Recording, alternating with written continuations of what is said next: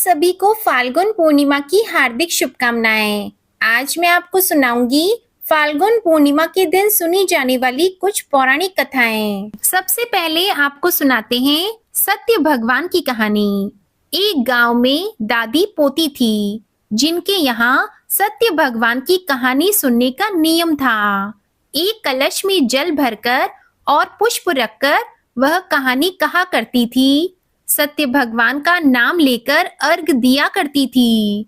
एक दिन जब पोती अपने ससुराल वापस जाने लगी, तब दादी ने उसे केवल एक कलश में जल भरकर और कुछ फूल रखकर दे दिए और उसके अलावा कुछ भी नहीं दिया।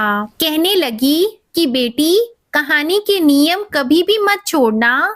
तब पोती ने दादी की बात मानी और ससुराल के लिए चली गई। रास्ते में चलती जाती और पछतावा भी करती जाती कि ससुराल में सभी पूछेंगे कि अपने मायके से क्या लाई हो, तब मैं क्या बताऊंगी। पोती के मन की बात सत्य भगवान ने सुन ली और सत्य भगवान सोचने लगे कि इसका संकट मिटाना चाहिए। इधर पोती रास्ते में एक जगह रुककर कहानी कहकर अर्घ देने लगी तो देखते ही देखते वहां पर हीरे मोतियों के गहनों का ढेर हो गया।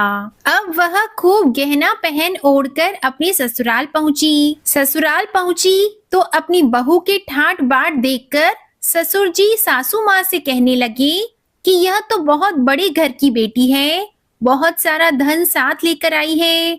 और कहने लगे कि पड़ोसन के घर से मूंग भात बनाकर लाओ और बहू की खातिरदारी कराओ। बहू बोली, माँ जी, मेरे कलश में जो जल है इससे ही बनाओ। अब मूंग भात पड़ोसन से लाकर चढ़ाए। देखते ही देखते थोड़े से मूंग भात पूरी तरह से बर्तन में भर गए और बर्तन लबालब भर गया। इसके साथ ही तरह तरह की मिठाइयां भी हो गई। अब सासू माँ अपनी बहू से कहने लगी कि बहू, आओ और भोजन कर लो। तब बहू ने कहा, सासू माँ, आपने तो भोजन नहीं किया तो मैं भला कैसे पहले भोजन कर लूं? और मेरा तो सत्य भगवान की कहानी कहने और सुनने का नियम भी है, इसलिए मैं तो कहानी कहे और सुने बिना कुछ भी नहीं खा सकती हूँ। तो सासू माँ ने कहा, बहू, तुम अपनी कहानी सुनाओ, हम सब सुनेंगे। अब बहू ने कहानी कही, सबने कहानी सुनी तो उसके घर में धन का ढेर लग गया। सासू माँ सभी को सत्य भगवान का प्रसाद बांटते हुए घूमने लगी तो पड़ोसन ने देखा। वह कहने लगी, अभी तो थोड़ी देर पहले मेरे घर से मूंग भात उधार मांगकर लेकर गई थी, इतनी देर में इतना धन कहाँ से लाई? तब उसकी सास बोली कि मेरी बहू सत्य भगवान की कहानी कहा करती है और यह सब सत्य भगवान की कृपा से ही हमें मिला है। हे सत्य भगवान जी, जैसा आपने सासू माँ की बहू को दिया वैसा ही सभी परिवारजनों को देना। इस कथा को कहते, सुनते और हुंकारा भरते सभी भक्तों के घर में धन और अन्न के भंडार भरना। अब सुनिए पूर्णिमा व्रत की कुछ अन्य कथाएं। भगवान दत्तात्रेय ब्रह्मा, विष्णु और महेश के संयुक्त अंश से मिलकर उत्पन्न हुए थे। उनके 3 सिर और 6 हाथ हैं और इनमें ब्रह्मा, विष्णु और महेश की शक्तियां और गुण समाहित हैं। सतयुग की बात है, एक बार देवर्षि नारद जी पृथ्वी पर भ्रमण करके भगवान शंकर, विष्णु जी और ब्रह्मा जी से मिलने स्वर्ग लोक गए, किंतु उनकी भेंट वहां पर त्रिदेवों में से किसी से भी नहीं हुई और महर्षि देवर्षि की भेंट त्रिदेवियों अर्थात त्रिदेवों की पत्नियां देवी लक्ष्मी, पार्वती जी और सरस्वती जी से हो गई। नारद जी ने तीनों देवियों को प्रणाम किया। नारद जी ने तीनों देवियों का घमंड तोड़ने के लिए कहा कि मैं विश्व भर का भ्रमण करता रहता हूँ, किंतु पूरे संसार में केवल ऋषि अत्रि की पत्नी देवी अनुसुईया के समान पतिव्रत्य धर्म वाली, शील और सद्गुण संपन्न स्त्री मैंने नहीं देखी और आप तीनों देवियां भी पतिव्रता धर्म में उनसे पीछे हैं। तब नारद जी की बात सुनकर तीनों देवियों के अहम को बड़ी ठेस लगी, क्योंकि वे समझती थी कि हमारे समान पातिव्रत्य स्त्री इस संसार में कोई और हो ही नहीं सकती। तब नारद जी तो वहां से चले गए, जिसके बाद त्रिदेव वहां पर आए और उनको सती अनुसुईया का पतिव्रत्य धर्म नष्ट करने के लिए कहा। तब विवश होकर तीनों देव देवी अनुसुईया का पतिव्रत्य धर्म को भंग करने के लिए पृथ्वी लोक पर आ गए, परंतु संयोगवश त्रिदेव एक ही समय पर ऋषि अत्रि के आश्रम में आ पहुंचे। तीनों देवताओं का एक ही उद्देश्य था, केवल अनुसुईया के पातिव्रत्य धर्म को नष्ट करना। तीनों ने मिलकर एक उपाय सोचा कि हम ऋषियों के वेश में माता अनुसुईया से भिक्षा मांगेंगे, और तीनों ने मुनियों का वेश धारण करके आश्रम के प्रवेश द्वार पर भिक्षा के लिए आवाज लगाई। आवाज सुनकर माता अनुसुईया बाहर आई और तीनों ऋषियों को प्रणाम किया। जब देवी भिक्षा देने लगी तो तीनों ने भिक्षा लेने से इनकार कर दिया और कहा कि पहले आप हमें भोजन कराएंगे, तभी हम आपसे भिक्षा लेंगे, नहीं तो नहीं लेंगे। तीनों ऋषियों की बात सुनकर देवी अनुसुईया कहने लगी कि ठीक है, जैसे आपकी आज्ञा। तब तक आप तीनों स्नान आदि से निवृत्त हो जाइए और मैं तब तक भोजन तैयार कर देती हूँ।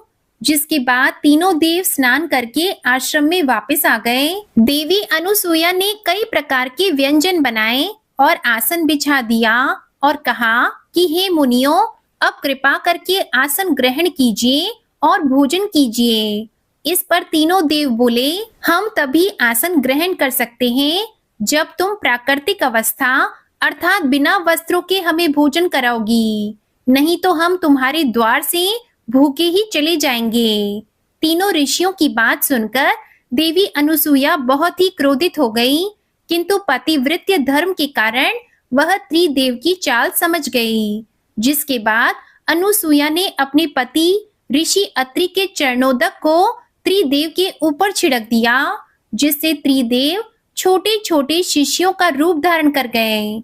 तब जाकर उनकी शर्त के अनुसार देवी अनुसुईया ने अपने कपड़े उतारकर उन्हें स्तनपान कराया। स्तनपान कराने के बाद तीनों बालकों को अलग अलग पालने में भी सुला दिया और उन्हें झुलाने लगी। बहुत समय बीत जाने पर उधर स्वर्ग लोक में जब त्रिदेव नहीं पहुंचे तो त्रिदेवियां चिंता करने लगी और त्रिदेव को खोजती हुई माता अनुसुईया के आश्रम में आ पहुंची। सती अनुसुईया से त्रिदेवों के बारे में पूछने लगी।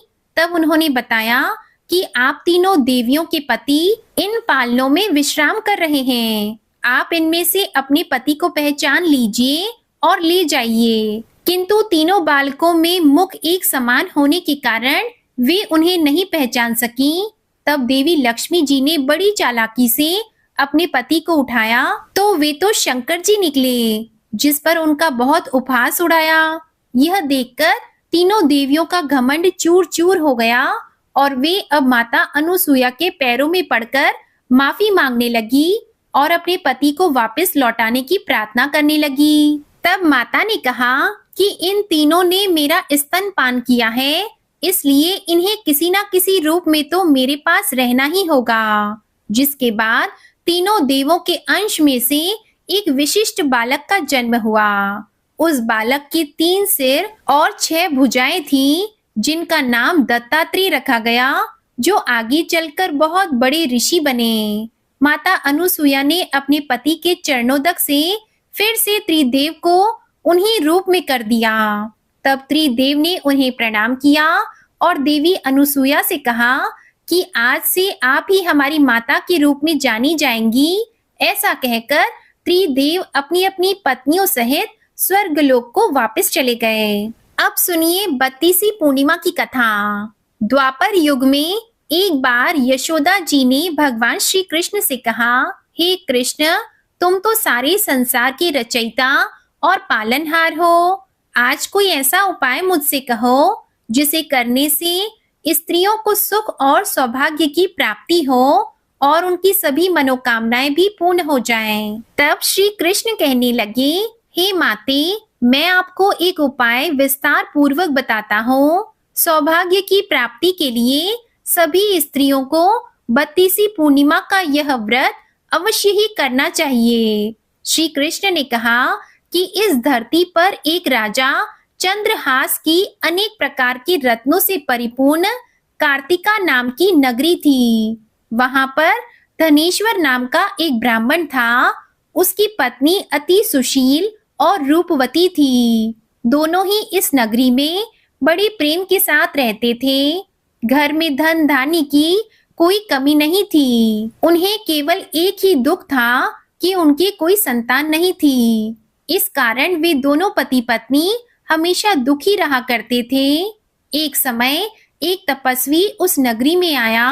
वह तपस्वी उस ब्राह्मण के घर को छोड़कर अन्य घरों से भिक्षा लेकर भोजन किया करता था।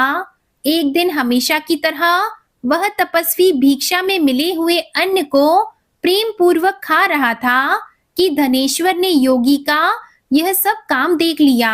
धनेश्वर योगी के पास आया और हाथ जोड़कर कहने लगा, महात्मा, आप सभी घरों से भिक्षा लेते हैं, परंतु मेरे घर की भिक्षा आप कभी नहीं लेते। इसका क्या कारण है? तब योगी महाराज ने कहा कि निसंतान के घरों की भीख पतित के अन्न के समान होती है, और जो पतित का अर्थात पापियों का अन्न खाता है वह स्वयं भी पापी हो जाता है। क्योंकि तुम निसंतान हो, इसलिए पतित हो जाने के भय से मैं तुम्हारी घर की भिक्षा नहीं लेता हूँ। धनेश्वर यह बात सुनकर अपने मन में बहुत दुखी हुआ। हाथ जोड़कर योगी महाराज के पैरों में गिर पड़ा और कहने लगा, महाराज, अगर ऐसा है तो आप ही मुझे पुत्र प्राप्ति का कोई उपाय बताइए। आप तो सर्वज्ञ हैं, मुझ पर अवश्य ही कृपा कीजिए। मैं संतान ना होने के कारण अत्यंत ही दुखी हूँ। कृपया आप मेरे इस दुख को दूर कीजिए। तब योगी महाराज कहने लगे, हे ब्राह्मण, तुम देवी चंडी की आराधना करो। तब घर आकर उसने अपनी पत्नी से सारा वृतांत कहा और तपस्या करने के लिए स्वयं वन में चला गया। वन में जाकर उसने श्रद्धा के साथ देवी चंडी की उपासना की और उपवास किया। चंडी ने 16वें दिन उसको स्वप्न में आकर दर्शन दिया और कहा, हे धनेश्वर, जा, तेरे पुत्र होगा, परंतु वह 16 वर्ष की आयु में ही मृत्यु को प्राप्त हो जाएगा। अगर तुम दोनों पति पत्नी मिलकर 32 पूर्णमासियों का व्रत विधि पूर्वक करोगे तो तुम्हारा पुत्र दीर्घ आयु होगा। प्रातः काल होने पर इसी स्थान के पास ही तुम्हें एक आम का वृक्ष दिखाई देगा। उस पर चढ़कर एक फल तोड़कर तुम जल्दी अपने घर को चले जाना और अपनी पत्नी को वह फल खिला देना। ऋतु स्नान के बाद वह स्वच्छ होकर श्री शंकर जी और श्री विष्णु जी का ध्यान करके उस फल को खा लेगी। तब भगवान की कृपा से उसे गर्भ ठहर जाएगा। जब वह ब्राह्मण प्रातः काल उठा तो उसने उस स्थान के पास ही आम का एक वृक्ष देखा, जिस पर एक अत्यंत सुंदर फल लगा हुआ था। धनेश्वर उस वृक्ष पर चढ़ गया और उसने वह फल तोड़कर अपनी पत्नी को लाकर दे दिया। उसकी पत्नी ने अपने पति के कहे अनुसार उस फल को खा लिया और वह गर्भवती हो गई। देवी की असीम कृपा से उसे 9वें महीने बाद एक सुंदर पुत्र प्राप्त हुआ, जिसका नाम उन्होंने देवी दास रखा। माता पिता के हर्ष के साथ ही अब वह बालक बढ़ने लगा। देवी की कृपा से वह बालक बहुत ही सुंदर, सुशील और पढ़ने में बहुत ही निपुण हो गया। देवी की आज्ञा के अनुसार उसकी माता ने 32 पूर्णिमा का व्रत रखना आरंभ कर दिया था, जिससे उसका पुत्र बड़ी आयु वाला हो जाए। तब पूर्णिमा के व्रत के प्रभाव से ब्राह्मण और ब्राह्मणी के पुत्र का बाल भी बांका नहीं हुआ और वह दीर्घ आयु वाला हो गया। उसका विवाह होने पर वह भी अपनी पत्नी के साथ मिलकर पूर्णिमा का व्रत रखने लगा और सच्चे मन से भगवान विष्णु, भगवान शिव और देवी चंडी की उपासना करने लगा। भगवान श्री कृष्ण कहते हैं कि हे माते, 32 पूर्णिमा के व्रत के प्रभाव से धनेश्वर पुत्रवान हो गया। जो भी स्त्रियां इस व्रत को रखती है वे जन्म जन्मांतर में वैधव्य का दुख नहीं भोगती और सदैव सौभाग्यवती रहती हैं। बोलिए भगवान शिव शंकर और भगवान श्री विष्णु जी की जय। अमावस्या और पूर्णिमा नाम की दो बहनों की कहानी। किसी देश में एक राजा रहा करता था। उनके दो बेटे और दो बेटियां थीं। बड़ी बेटी का नाम था अमावस्या और छोटी का नाम था पूर्णिमा। अमावस्या बड़ी नटखट और चतुर लड़की थी, जबकि पूर्णिमा सीधी साधी, भोली भाली, घर का सारा कामकाज करने वाली, धर्म कर्म में विश्वास करने वाली लड़की थी। कुछ समय बीतने पर उसके दोनों भाइयों का विवाह हो गया। घर में भाभियां आ गईं। दोनों भाभियां पूर्णिमा से बहुत खुश रहती थी, क्योंकि वह घर का सारा कामकाज कर दिया करती थी। लेकिन अमावस्या कोई भी कामकाज नहीं करती थी, इसलिए भाभी उससे चिढ़ती थी। अमावस्या और पूर्णिमा भी अब बड़ी होने लगी। रानी ने राजा से कहा कि हमारी बेटियां अब बड़ी हो गई हैं, विवाह के लायक हो गई हैं, तो अब इनके लिए जल्दी से ही अच्छे वर ढूंढना शुरू कर दीजिए। लेकिन वर ढूंढते समय इस बात का ध्यान जरूर रखना कि पूर्णिमा घर का कामकाज करने और गायों का गोबर उठाने में, भजन कीर्तन में ही मस्त रहने वाली है, इसलिए इसके लिए गरीब घर ही देखना। भला अमीर या राजा के घर जाकर यह क्या करेगी? और अमावस्या के लिए तो राजकुमार ही ढूंढना। पूर्णिमा ने जब अपनी माँ की बातें सुनी तो उसे बहुत ही दुख हुआ। अब राजा वर की तलाश में निकल गए। एक गांव के गरीब लड़के से जल्दी ही पूर्णिमा का विवाह तय कर दिया गया और उसी गांव के राजा के बेटे से अमावस्या का विवाह तय कर दिया। इसके बाद राजा वापस अपने राजमहल में लौट आए। विवाह की तैयारियां शुरू कर दी। जल्दी ही विवाह का समय भी आ गया और फिर देखते ही देखते कुछ दिनों में उन दोनों का विवाह करके धूमधाम से दोनों लड़कियों को विदा भी कर दिया। पूर्णिमा को एक गरीब घर में ब्याहा गया था, इसलिए यह सोचकर उसे विदा करते समय कुछ भी दान दक्षिणा नहीं दी। यह सोचकर कि आखिरकार उसे वहां जाकर किस बात का दिखावा करना है। उधर अमावस्या एक अमीर घर में गई, इसलिए उसे बहुत सारा धन भी विदा करते समय दिया गया, ताकि राजमहल में उनकी बड़ाई हो सके। अब दोनों बहनें अपने अपने ससुराल चली गईं। कुछ समय बीतने के बाद दोनों को ही संतान प्राप्त हुई। एक दिन की बात है, अमावस्या ने अपने घर में कीर्तन रखा, लेकिन अपनी बहन पूर्णिमा को बुलावा नहीं भेजा। इससे पूर्णिमा को बहुत दुख हुआ।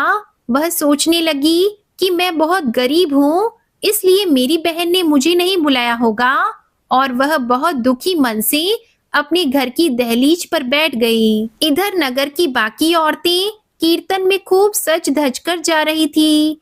पूर्णिमा को अपने घर की दहलीज पर बैठे देखकर औरतें उससे कहने लगी, पूर्णिमा तुम नहीं चलोगी क्या? तो पूर्णिमा बोली, मेरे घर तो बुलावा आया ही नहीं, इसलिए मैं नहीं जा सकती।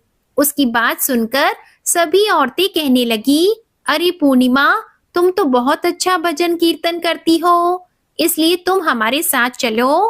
पूर्णिमा बहुत भोली थी। उन सबके कहने पर वह भी उनके साथ चली गई। उसे अपने घर की दहलीज पर देखते ही उसकी अमीर बहन अमावस्या तो बहुत ही क्रोधित हो गई और गुस्सा करती हुई कहने लगी, जब मैंने तुझे बुलाया नहीं तो फिर तू मेरे घर क्यों आई? लेकिन ठीक है, अब आ ही गई है तो चुपचाप एक कोने में बैठ जा और देख, कुछ बोलना नहीं। बहन के इस व्यवहार से पूर्णिमा को बहुत दुख हुआ। अपने आप को कोसते हुए वह अपने भगवान को याद करने लगी और कहने लगी, हे भोलेनाथ, इसमें मेरी क्या गलती है कि मेरा विवाह एक गरीब घर में हुआ? मैंने तो हमेशा आपकी पूजा की है। आप कब तक मेरी परीक्षा लोगे? भजन कीर्तन पूरा हो गया। इसके बाद सभी औरतें प्रसाद लेकर अपने अपने घर को जाने लगी। अमावस्या ने सभी को प्रसाद दिया, लेकिन अपनी बहन पूर्णिमा को प्रसाद नहीं दिया और कहने लगी कि तुम मेरे घर का प्रसाद लेने के लायक नहीं हो। बहुत दुखी होकर आंसू बहाते हुए पूर्णिमा अपने घर के लिए निकल गई। आधे रास्ते पहुंची तो सोचने लगी, क्यों ना आज पीहर चली जाऊं, माँ और भाभीयों से बात करूंगी तो शायद मन थोड़ा हल्का हो जाएगा। यह सोचकर वह पहले अपने घर गई, पति और बच्चों को भोजन कराया, फिर पति से आज्ञा लेकर सुबह जल्दी लौटने का कहकर वह अपने पीहर के लिए निकल गई। रास्ते में तुलसी माता का एक चबूतरा आया। वहां पर एक बूढ़ी माई बैठी हुई थी। उसे देखकर पूर्णिमा से कहने लगी, बेटी, मेरा चबूतरा बहुत गर्म हो रहा है और मुझे बैठने में बहुत दिक्कत हो रही है। क्या तुम 2 बाल्टी लाकर मेरे चबूतरे पर डाल दोगी? ऐसा करने से चबूतरा ठंडा हो जाएगा तो मुझे भी थोड़ी ठंडक मिलेगी। पूर्णिमा ने बहुत खुश होकर 2 बाल्टी पानी लाकर वहां पर डाल दिया। ठंडक मिलते ही बूढ़ी माई ने उसे खूब भर भर कर आशीर्वाद दिया। जब वह आगे चली तो रास्ते में एक शिव मंदिर आया। वहां गंदे कपड़े और बड़ी जटाओं वाला एक बुजुर्ग बैठा हुआ था। पूर्णिमा को देखकर कहने लगा, बेटी, मेरे कपड़े बहुत गंदे हो गए हैं, क्या तुम कपड़े धोकर मंदिर साफ कर दोगी? पूर्णिमा ने खुशी खुशी वह सारा काम भी कर दिया और बूढ़े बाबा ने प्रसन्न होकर उसे खूब सारा आशीर्वाद दिया। पूर्णिमा बहुत पूजा पाठ तो करती ही थी। भगवान शिव के मंदिर को देखकर वह मंदिर में अंदर गई और भोलेनाथ के दर्शन कर फिर आगे चली। आगे बढ़ी तो रास्ते में काली माता का मंदिर आया। उस मंदिर के बाहर सीढ़ियों पर एक बूढ़ी माई बैठी हुई थी। पूर्णिमा को देखकर कहने लगी, बेटी, मेरा बदन बहुत दर्द कर रहा है, तुम दबा दोगी? उसने खुशी खुशी बुढ़िया का बदन दबाकर फिर मंदिर भी साफ कर दिया और फिर पूर्णिमा से खुश होकर बूढ़ी माई ने भी उसे खूब सारा आशीर्वाद दिया। अब पूर्णिमा अपने पीहर जाने के लिए आगे बढ़ी। थोड़ा आगे चली कि एक नदी पड़ी जिसके आसपास कूड़े के ढेर लगे हुए थे। वह मन ही मन सोच रही थी कि मैं इस नदी के उस पार कैसे जाऊं। तभी एक बुढ़िया माई आई और बोली, बेटी, यहाँ पर बहुत कचरा पड़ा है, क्या तुम इस कचरे को हटाने में मेरी सहायता करोगी? पूर्णिमा को दूसरों की सहायता करने में बहुत ही आनंद आता था। पूर्णिमा ने उस बुढ़िया की कचरा साफ करने में मदद की। दोनों ने मिलकर कचरा साफ कर दिया। काम होने के बाद बुढ़िया ने देखा कि यह तो बहुत उदास लग रही है, तो बुढ़िया ने बहुत प्यार से पूछा, बेटी, तुम इतनी उदास क्यों हो? तब पूर्णिमा कहने लगी, माँ जी, मैं तो सोच रही हूँ कि अब मैं नदी पार कैसे करूंगी। तब बुढ़िया कहने लगी, बेटी, इसमें परेशान होने की क्या बात है? उस फूल भरी नाव में बैठकर चली जाओ, वापस भी इसी नाव से आ जाना। बुढ़िया की बात मानकर पूर्णिमा उस नाव में सवार होकर अपने पीहर चली गई। पहुंची तो सभी ने खूब आदर किया। उसने भाभियों का सारा काम किया और फिर भाभियां उससे बहुत खुश हो गईं। अब उसने वापस ससुराल जाने की आज्ञा ली तो भाभी कहने लगी, पूर्णिमा, तुम मेरी ये सुंदर साड़ी पहन लो और श्रृंगार करके अपने ससुराल जाओ। दूसरी भाभी ने उसे थैला पकड़ाया और कहने लगी, पूर्णिमा, इसे तुम अपनी ससुराल जाकर ही खोलना। वह थैला लेकर खूब सज धज कर अपने ससुराल के लिए निकल गई। वापस गई तो नदी पड़ी। उसी फूलों की नाव में बैठकर उसने वह नदी पार कर ली। जब आगे जाने लगी तो फिर से बुढ़िया मिली। बुढ़िया बोली, बेटी, मुझसे मिलकर नहीं जाओगी क्या? तब पूर्णिमा थोड़ी देर के लिए वहां रुककर बुढ़िया से बात करने लगी। जाते हुए बुढ़िया ने भी उसे एक थैला पकड़ाया और कहने लगी, बेटी, यह तो मेरे किसी काम का नहीं है, तुम रख लो इसे और इसे तुम अपने ससुराल में जाकर ही खोलना। आगे चली तो काली माता का मंदिर आया। वहां पर बैठी बुढ़िया कहने लगी, बेटी, अकेले अकेले वापस जा रही हो, मुझसे मिलकर नहीं जाओगी? तब उसने बुढ़िया के पैर छूकर उन्हें प्रणाम किया। बुढ़िया ने उसे खूब सारा आशीर्वाद दिया और उसने भी एक थैला पकड़ा दिया। साथ ही कहा कि बेटा, इसे घर जाकर ही खोलना। थोड़ा और आगे बढ़ी तो फिर से वही शिव मंदिर आया और वहां पर बैठे बूढ़े बाबा ने भी उसे खूब सारा आशीर्वाद देकर एक थैला पकड़ा दिया। इस प्रकार अपने हाथ में बहुत सारे थैले लेकर वह जब आगे बढ़ी तो तुलसी माता के चबूतरे पर वही बूढ़ी माई बैठी हुई मिली। बूढ़ी माई ने देखा तो कहने लगी, बेटी, इस तरह चुप चुप निकल कर जा रही हो, मिलकर नहीं जाओगी क्या? तो पूर्णिमा बोली, नहीं माँ जी, ऐसी तो कोई बात नहीं। उसने बूढ़ी माई के पैर छुए, उनके पैर दबाए और फिर उनका आशीर्वाद लेकर उनसे भी एक थैला लेकर वह बहुत सारे थैले अपने साथ लेकर अपने घर पहुंच गई। सबसे पहले उसने भाभी का दिया हुआ थैला खोला, देखा तो उसमें बच्चों और पति के लिए नए नए कपड़े और घर खर्च के लिए कुछ रुपए भी रखे थे, जिसे देखकर उसकी ससुराल के लोग बहुत खुश हुए। दूसरा थैला खोला जो उसे गंगा माता ने दिया था, उसमें बहुत सारा सोना चांदी देखा तो सभी बहुत खुश हो गए और गंगा माता का धन्यवाद किया। तीसरा थैला जो काली माता ने उसे दिया था, जब उसे खोला तो उसमें बहुत सारे गहने आभूषण थे, सब के सब सोने चांदी के बने हुए थे। सबने मिलकर काली माता का धन्यवाद किया। चौथा थैला भोले बाबा का था, जिसमें ढेर सारी धन संपत्ति और भर भर कर सुख भरा हुआ था। अब पूर्णिमा के पास किसी भी चीज की कोई कमी नहीं रही। वह भी अपनी बहन अमावस्या की तरह खूब धनवान और सुखी हो गई। पांचवा थैला खोला तो उसमें तुलसी माता का दिया हुआ बहुत सारा आशीर्वाद, गहने और सुख भरा हुआ था। यह सब पाकर उसने तुलसी माता को भी धन्यवाद किया और वह अब गरीब नहीं रही। पूर्णिमा ने भी अब जल्दी ही अपने घर में कीर्तन रखवाने की सोची। उसने अपने नगर की महिलाओं को कीर्तन का बुलावा भेजा, साथ ही अपनी बहन अमावस्या को भी बुलाया।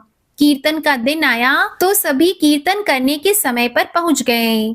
अमावस्या अपनी बहन पूर्णिमा का घर देखने की इच्छा से आई कि वह तो गरीब है, कहां से कीर्तन करेगी। वहां पहुंची तो वहां का ठाट बाट देखकर हैरान रह गई।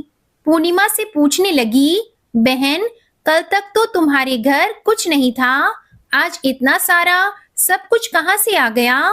पूर्णिमा बहुत भोली भाली थी, उसने सारी बात सच बता दी। सुनकर अमावस्या के मन में लालच भर गया। वो भी अपने पति की आज्ञा लेकर अपने पीहर चल दी। जब आगे चली तो रास्ते में तुलसी माता का चबूतरा आया। वहां पर बुढ़िया बैठी थी। बुढ़िया ने भी उससे वही बात कही। अमावस्या बोली, मैंने नए वस्त्र पहन रखे हैं, ये वस्त्र खराब हो जाएंगे और मैं तुम्हारी कोई सहायता नहीं कर सकती। ऐसा कहकर वह आगे चली गई। आगे गई तो शिव मंदिर पर एक बूढ़े बाबा बैठे थे। उसे देखकर बाबा ने भी वही बात कही जो पूर्णिमा से कही थी। तो अमावस्या कहने लगी, मैं मैले कुचले लोगों से बात नहीं करती, और ऐसा कहकर वह गुस्से में आगे बढ़ गई। आगे पहुंची तो काली माता के मंदिर पर एक बूढ़ी माई बैठी हुई थी। उससे भी अमावस्या कहने लगी, मैं किसी के पैर नहीं दबा सकती। ऐसा कहकर वह फिर आगे बढ़ गई। आगे बढ़ी तो एक नदी पड़ी। नदी के इस पार ही उसे एक बूढ़ी माई मिली, जिसने अमावस्या से भी नदी के आसपास का कचरा साफ करवाने में मदद मांगी। सुनकर अमावस्या क्रोधित हो गई और कहने लगी, मैं कोई कचरा उठाने वाली नहीं हूँ, तुम मेरे सामने से हटो। ऐसा कहकर वह वहां पर खड़ी हुई फूलों की नाव में बैठ गई। जैसे ही अमावस्या उस फूलों वाली नाव में बैठी कि उसके सारे फूल कांटों में बदल गए। देखते ही देखते उसके पूरे शरीर में कांटे चुभने लगे। उसने बहुत जोर से दर्द होने लगा और वह लहूलुहान हो गई। जल्दी ही नाव से उतरकर वह अपने घर पहुंची। भाभियों ने जब अमावस्या को इस हाल में देखा तो उससे पूछा। फिर जल्दी ही उनका माथा ठनका कि यह यहाँ करने क्या आई है। उसने भाभियों के किसी भी काम में हाथ नहीं बटाया, ना ही किसी से ठीक से बात की। अगले दिन जब वह वापस अपने ससुराल जाने लगी तो अपनी भाभियों से बोली, भाभी, मुझे सीख में आशीर्वाद में कुछ नहीं दोगी क्या? भाभी बोली, दीदी, आप तो बहुत नाजुक हैं, आप भारी वजन उठाकर कैसे ले जाएंगी? आप जाइए, हम आपके घर तक पहुंचा देंगे।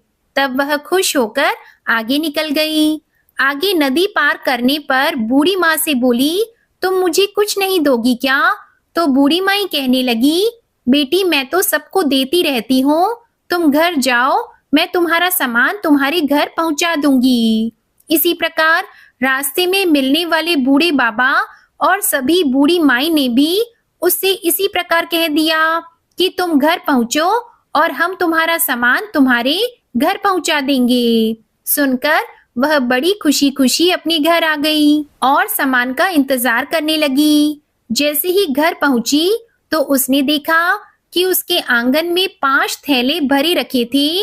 वह बहुत खुश हो गई। उसने सोचा, अब तो मैं अपनी बहन से भी अधिक धनवान हो जाऊंगी। जैसे ही उसने वह थैले खोलकर देखा तो उसमें से किसी में कीड़े मकोड़े, कांटे, सांप और किसी किसी में मिट्टी, कंकड़, पत्थर आदि भरे हुए थे। यह देखकर वह तो बहुत दुखी और निराश हो गई। फिर वापस जल्दी से अपनी बहन पूर्णिमा के घर गई, उसे सारी बात बताई। सारी बात सुनने के बाद पूर्णिमा अपनी बहन से बोली, बहन तुम्हें रास्ते में जितने भी लोग मिले थे उन सबकी सेवा करनी चाहिए थी। बिना कर्म और सेवा के कभी सुख नहीं मिलता। यह सुनकर वह बहुत शर्मिंदा हुई। अपनी बहन को निराश और दुखी देखकर उसकी बहन पूर्णिमा कहने लगी कि बहन तुम अपने जीवन में 3 बातों को सदा याद रखना। अमावस्या की पूछने पर उसने बताया कि ईश्वर से सभी के लिए दया मांगो, सभी के लिए सुख संपत्ति मांगो और भगवान भोलेनाथ के मंत्र का जाप करते रहो। इससे तुम्हारे जीवन के सभी दुख, सभी दर्द और सभी कष्ट नष्ट हो जाएंगे और तुम्हारे मन को शांति मिलेगी। इसके साथ ही तुम्हें भरपूर आशीर्वाद भी मिलेगा। तब अपनी बहन के कहे अनुसार उसने भी इस बात का सदा जीवन में ध्यान रखा और वह भी दूसरे लोगों की सहायता करने लगी। प्रेम से बोलिए भगवान भोलेनाथ और भगवान श्री हरि विष्णु जी की जय। आप सभी को ये कथाएं पसंद आई हो तो इस वीडियो को लाइक करके शेयर कीजिएगा और हमारे चैनल अमृत संसार को सब्सक्राइब करना बिल्कुल मत भूलिएगा। जय जय श्री राधे कृष्णा।